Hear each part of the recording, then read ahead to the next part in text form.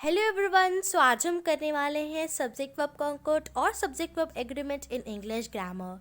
किसी भी लैंग्वेज को यूज़ करने से पहले या समझने से पहले हम उसके grammatical rules and grammatical structure से फैमिलियर हो, ये बहुत ज़रूरी होता है।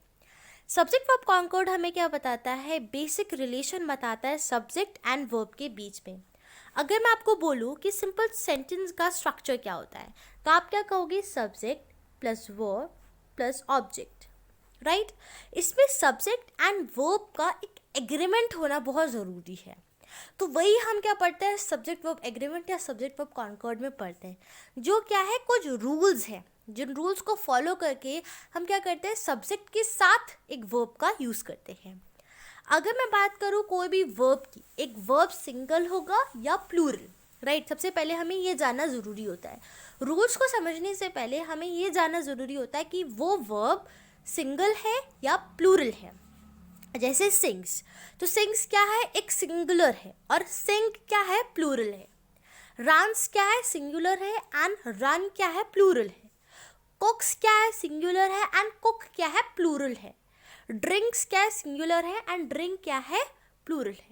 ये जानना बहुत ज़रूरी होता है कि अगर कभी भी एस होता है, किसी भी वर्ब के पीछे से एस लग जाता है तो वो बन जाता है सिंगुलर, और अगर किसी भी वर्ब के पीछे से एस नहीं है तो वो बन जाता है प्लूरल।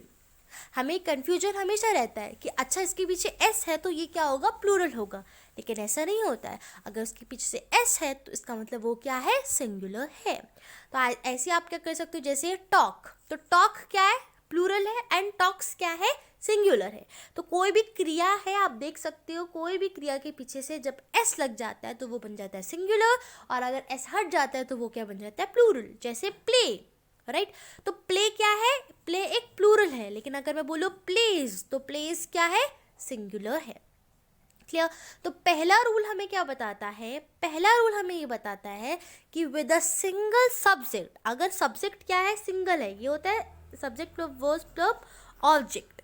अगर सब्जेक्ट क्या है? सिंगुलर है, अगर सब्जेक्ट सिंगुलर है तो वर्ब भी सिंगुलर ही यूज़ होगा, लेकिन अगर सब्जेक्ट प्लूरल है तो वर्ब भी क्या होगा? प्लूरल ही यूज़ होगा, राइट। तो सिंगुलर सब्जेक्ट के साथ सिंगुलर वर्ब और प्लूरल वर्ब के साथ प्लूरल सब्जेक्ट का यूज़ होता है। क्लियर? तो पहला रूल हमें यही बताता है। तो उसके एग्जाम्पल आप देख सकते हो, ही प्लेज फुटबॉल, तो ही क्या है? एक सिंगल पर्सन है, राइट, एंड प्लेज क्या है? सिंगुलर है। तो दोनों में आप देख रहे हो ना कि वर्ब भी सिंगल है एंड सब्जेक्ट भी सिंगुलर है। वैसे ही है दे प्ले फुटबॉल, तो दे क्या है? प्लूरल है, एंड प्ले क्या है? वर्ब, तो वर्ब भी क्या है? प्लूरल ही है। ये क्या है? बेसिक रूल है, राइट। नाउ सेकंड को अगर हम समझते हैं, सेकंड रूल को, सेकंड रूल हमें क्या बताता है कि क्या होता है? कभी भी the number of subject will not change due to phrase और words in between the subject and the verb. जैसे अगर मैं बोलूँ one of my friends live in Kolkata, right, तो वन ऑफ माई फ्रेंड्स, तो अगर मैं आपको सिंपली अगर ये बोलूँ कि कभी भी अगर one of plus plural noun होता है, कभी भी, ये एक रूल है कि कभी भी one, right, one of plus कोई भी प्लूरल नाउन होता है तो आप हमेशा क्या करते हो? एक सिंगुलर वर्ब का यूज़ करते हो। तो इसीलिए मैं ये क्या यहाँ पे क्या यूज़ किया है? One of my friends lives in Kolkata, right. तो लिव्स क्या है? एक सिंगुलर है, इसीलिए मैंने यहाँ पे क्या करा है? सिंगुलर यानी कि लिव्स का यूज़ किया है। तो यहाँ पे भी वही लिखा है कि कोई भी सब्जेक्ट और कोई भी वर्ब के बीच में अगर कोई भी फ्रेज आता है तो आप क्या करते हो? सब्जेक्ट के अकॉर्डिंगली ही चलोगे। अगर सब्जेक्ट प्लूरल है तो वहाँ पे प्लूरल ही वर्ब यूज़ होगा, और अगर सब्जेक्ट सिंगुलर है तो वहाँ पे आप सिंगुलर ही यूज़ करोगे। लेकिन ये एक आपको मैं अदर एक ऑल्सो रूल बता सकती हूँ, that one of plus plural subject के साथ हमेशा एक सिंगुलर वर्ब का यूज़ होता है, राइट। नाउ अगर मैं आपको बताऊँ नेक्स्ट रूल की, नेक्स्ट रूल हमें क्या बताता है? दैट कभी भी अगर कोई दो सब्जेक्ट्स हैं, कोई भी दो सब्जेक्ट है, अगर वो as well as, with, in, right, या addition to, in addition to, या नॉट से क्या करते हैं? ज्वाइन होते हैं कोई भी दो सब्जेक्ट, तो वहाँ पे आप हमेशा पहले सब्जेक्ट को देखोगे। अगर मैंने यहाँ पे एग्जाम्पल में क्या लिखा है यहाँ पे, that mister Prakash as well as his sons is hard working, तो यहाँ पे हम क्या हो जाते हैं, कंफ्यूज हो जाते हैं कि मिस्टर प्रकाश एंड सन्स दोनों यहाँ पे क्या है, सब्जेक्ट है, तो हम किस सब्जेक्ट के अकॉर्डिंगली क्या करें, वर्ब लिखें। तो यहाँ पे आप हमेशा क्या करते हो, उस वर्ब को ध्यान देते हो, उस वर्ब के उस सब्जेक्ट के अकॉर्डिंगली वर्ब को चूज करते हो जो क्या होता है, पहला। तो यहाँ पे मिस्टर प्रकाश क्या है, फर्स्ट सब्जेक्ट है, तो आप हमेशा क्या करोगे, उनके अकॉर्डिंगली वर्ब को लिखोगे।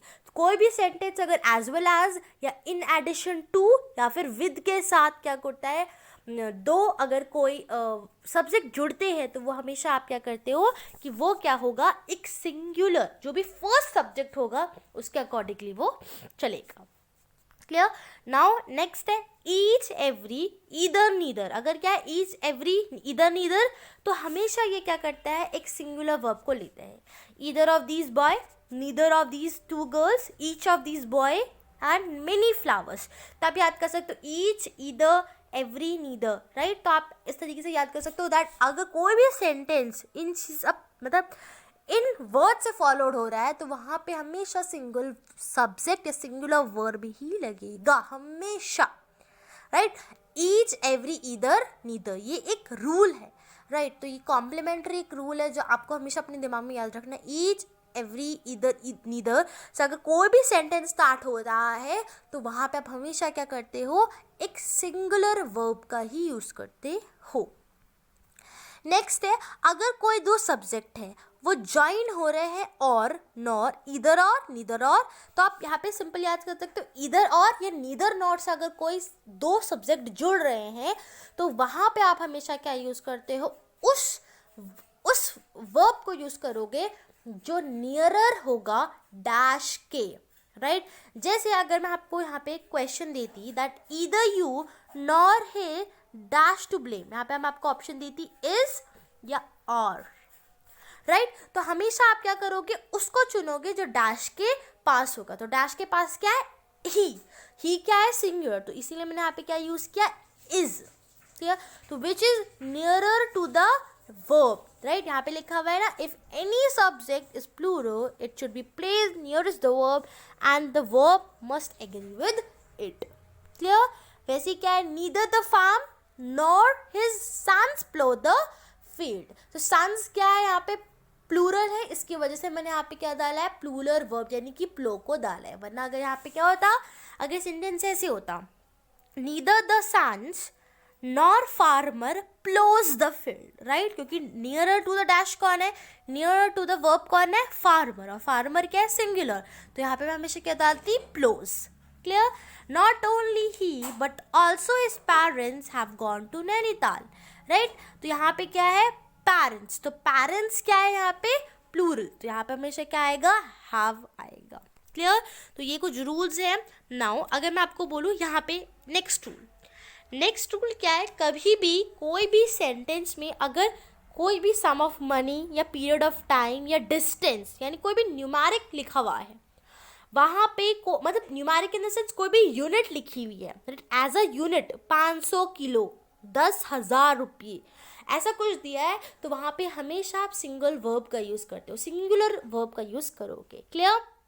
वैसे क्या है, ये भी सेम वही आपको रूल दे रखा है कि अगर ईदर और, नीदर और, ईच, एवरी है तो आप हमेशा क्या यूज़ करोगे, नियरर टू द डैश, और अगर ईच एवरी ईदर नीदर आता है तो वहाँ पे आप क्या करते हो, हमेशा सिंगुलर ही यूज़ करते हैं।